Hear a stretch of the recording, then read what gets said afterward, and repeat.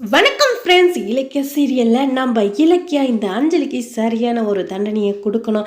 இந்த அஞ்சலி பார்த்தீங்கன்னா இலக்கியா கையில் இலக்கியா என்னையே அடிச்சிட்டல அப்படின்னு சொல்லிட்டு இந்த அஞ்சலி பார்த்தீங்கன்னா அந்த வீட்டை விட்டு எஸ்எஸ்கேவை போயிட்டு சந்திக்கிறாங்க. அப்பா எனக்கு இந்த மாதிரியெல்லாம் ஆயிடுச்சு, கார்த்திக் என்னை கை விட்டுட்டான், நீங்கள் கொஞ்சம் காசு தாங்க, எவ்வளோம்மான்னு கேட்க இந்த அஞ்சலியா பேராசை பிடிச்சவளாங்க. 1,00,00,000 ரூபாய் யாராச்சும் கேட்பாங்களா? பார்த்தீங்கன்னா 1,00,00,000 ரூபாய் கொடுங்க அப்படின்னு கேட்குறா. வாய் ரொம்பவே நீளுது. அது மட்டும் இல்லாமல் எஸ்எஸ்கேவா அவரை பற்றி தெரியாத இந்த அஞ்சலி 1,00,00,000 கேட்டாங்க. 500 ரூபாய் கையில் காசை கொடுத்துட்டு நல்லா இருமா அப்படின்னு சொல்லிட்டு ஆசீர்வாதம் பண்ணிட்டு போகிறாங்க இந்த எஸ்எஸ்கே. இந்த அஞ்சலியா வாயை பொழந்து நிற்கிறாங்க.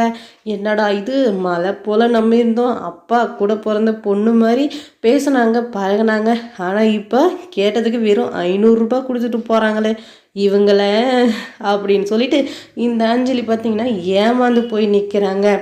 இப்போ நம்ம இலக்கியா கிட்ட போயிட்டு, இங்கே பாரு இலக்கியா, உனக்கு 5 நாள் தான் டைம், அது வேலைக்குன்னா கார்த்திக் கூட என்னை சேர்த்து வச்சிரு, இல்லைன்னா அவளை தான் பார்த்துக்க அப்படின்னு சொல்லிட்டு இந்த அஞ்சலி நம்ம இலக்கியாவே மிரட்டுறாங்க. நம்ம இலக்கியா இங்கே பாரு அஞ்சலி, நீ எப்படியாச்சும் திருந்துவேன், நான் கார்த்திக் கூட சேர்த்து வைக்கிறேன் அப்படின்னு சொல்லிட்டு தான் நான் நினச்சிட்டு இருந்தேன்.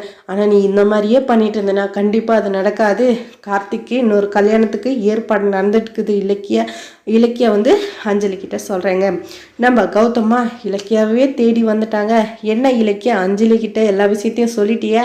இன்னொரு கல்யாணத்துக்கு கார்த்திக் ரெடி ஆகிட்டான்னு சொல்லிட்டு, இங்கே பாரு, நீ என்னதான் நினச்சாலும் அஞ்சலியையும் கார்த்திகையும் மறுபடியும் சேர்த்து வைக்க நடக்கவே நடக்காது.